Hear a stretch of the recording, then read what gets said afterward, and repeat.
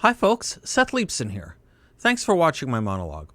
In these uncertain times, you may be thinking about personal protection. If you are, I urge you to visit my friends at Guns Etc. They'll help you find the perfect protection for yourself and your family, and they can even teach you how to use it. They've been protecting Arizonans for over 33 years, and they stand for the great principles this country was founded upon. Or you can just click on gunsetcetera.com. And if you like my monologues, please subscribe to 960 The Patriots YouTube channel.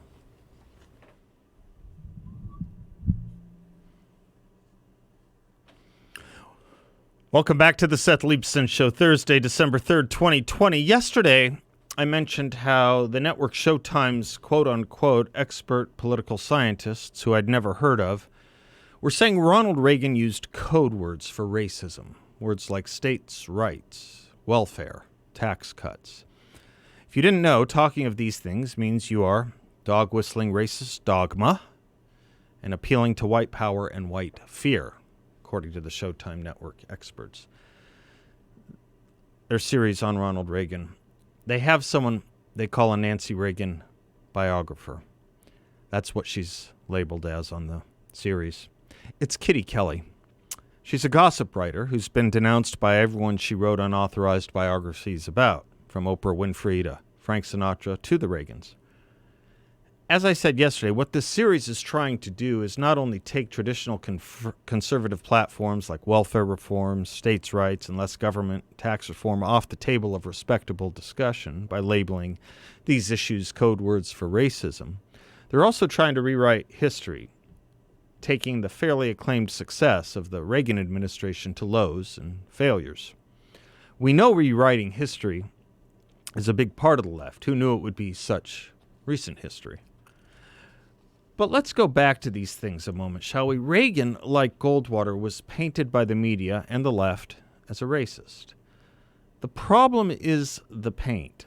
There was really no evidence. Evidence was always to the contrary. Do I need to remind Barry Goldwater helped found the NAACP in Arizona and led the effort to desegregate Phoenix Sky Harbor in the 1950s before it was, so to speak, popular. Never mind, he wanted to attack socialism, so he was a racist. Reagan, also wanting to attack socialism and big government, was a racist for doing that, too. But with what evidence that he was using those shibboleths and talismans as code? That's the funny thing about conspiracy theorists. You don't need proof of any sort. Just denying the theory or allegation lumps you into the conspiracy. So the first person to run out and broadcast the allegation or theory is the owner of the narrative that then requires others who doubt it to attempt to prove negatives. Hell of a way to do history, or contemporary politics, or political science, or science of any kind. The other funny thing, the actual story is so much better than the conspiracy theory. That is, if you're not looking for a partisan angle. Take the story of Reagan and Melba King. It would have been easy for Showtime to tell it. They didn't, because it's a great story and ruins their narrative. Here's the story from the Iowa News as they rendered it in 2004 when Ronald Reagan died. Quote, former President Ronald Reagan is known as the great communicator, but one Iowa woman will always know him as her hero. Melba King was a 22-year-old nursing student in Des Moines in 1933. She was walking home one autumn night when a mugger came up behind her with a gun and demanded her money. At that moment, Ronald Reagan, who was a Des Moines radio sportscaster at the time, came to her rescue. Reagan pointed a .45 caliber revolver at the robber from the window of a second-floor rented room, and he shouted, "Leave her alone or I'll shoot you right between the shoulders." That's what King told KCCI. Reagan scared the man off and calmed King's nerves. Then, the future president said he would walk King home. King didn't see Ronald Reagan again until 1984, when Iowa Governor Terry Branstad heard the story and invited her to an Iowa caucus campaign event. After King and Reagan hugged on stage, Reagan laughed and said to the crowd, "This is the first time I've had a chance to tell you the gun was empty. I didn't have any cartridges. If he hadn't run when I told him to, I was going to have to throw it at him." King's rescue became a national news story. The phone rang constantly, King said. All the media attention caused Reagan and King to stay in touch. The two families exchanged cards on birthdays, holidays, and during times of sickness and grief.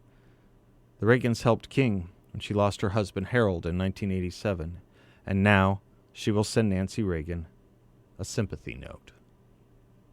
By the way, Melba King was an African-American woman. Heck of a racist, that Ronald Reagan. Now let's talk about states' rights for a moment.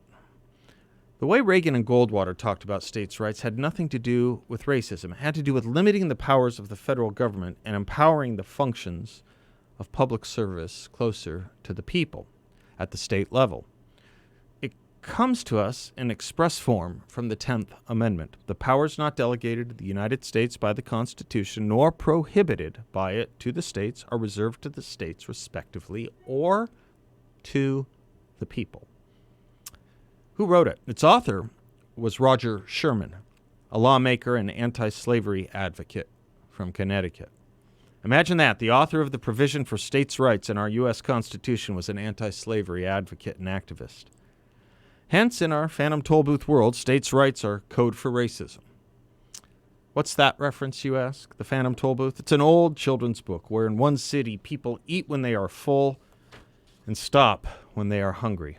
The more they eat, the hungrier they get, to the point where after 20 bowls of dining on subtraction stew, they're practically starving. Does this sound like your modern-day journalists or political scientists at all? I think so. I'll tell you why I was put in mind of this analog, because when Barry Goldwater used to talk about states' rights in the 1960s, he often talked about the party of the stomach, the Democrats, and the party of the soul, Republicans. In 1960, he spoke to the GOP convention saying, "Our philosophy is that man has a soul as well as a stomach." This was a large theme in his book of the same year, Conscience of a Conservative, where he wrote, quote, "Man's most sacred possession is his individual soul, which has an immortal side, but also a mortal one.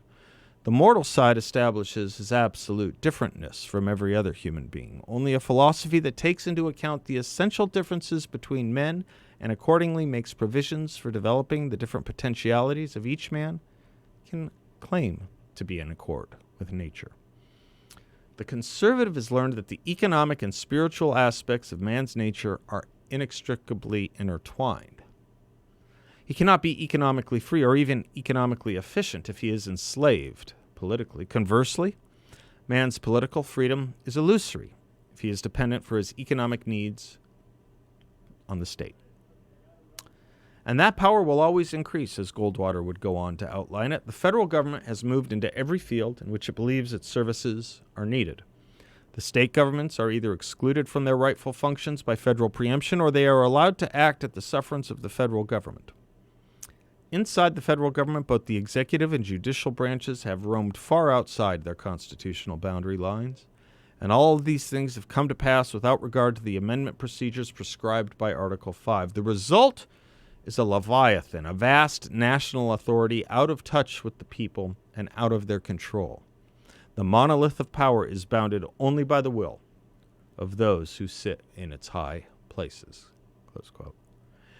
Now you can see why Dennis Prager says the larger the government, the smaller the individual. The vaster and stronger the government, as Goldwater puts it, the more out of touch with the people it becomes, especially as it takes power from the people and dictates regulations to them. Remember, the 10th Amendment speaks to the people as well as the state. The individual soon shrinks as the government expands. For those willing just a little bit to try to understand conservatives, never mind the Constitution, they learn quite quickly the appeal to states' rights is an appeal to individual rights and freedom. Ironically enough, not racism and group rights or groupthink, individual freedom and individual rights. Barry Goldwater went into this explicitly in his book with an entire chapter dedicated to the issue of civil rights and states' rights, writing, quote, "An attempt has been made in recent years to disparage the principle of states' rights by equating it with defense of the South's position on racial integration. I've already indicated that the reach of states' rights is much broader than that it affects Northerners as well as Southerners and concerns many matters that have nothing to do with the race question. Still, it is quite true that the integration issue is affected by states' rights principle and that most of the South position on the issue is today the most conspicuous expression of the principle. So much so that the country is now in the grips of a spirited sometimes ugly controversy over an imagined conflict between states' rights on the one hand and what are called civil rights on the other. I say an imagined conflict because I deny that there can be a conflict between states' rights properly defined and civil rights properly defined. If states' rights are so asserted as to encroach upon individual rights that are protected by valid federal laws, then the exercise of state power is a nullity. Conversely, if individual rights are so asserted as to infringe upon valid state power, then the assertion of those rights is a nullity. The rights themselves do not clash. The conflict arises from a failure to define the two categories of rights correctly and to assert them lawfully. Close quote. So the left just moves on to tell us any attack on the federal Leviathan or effort to rein it in is ipso facto racist or dog whistling to racism. Well, do me this favor.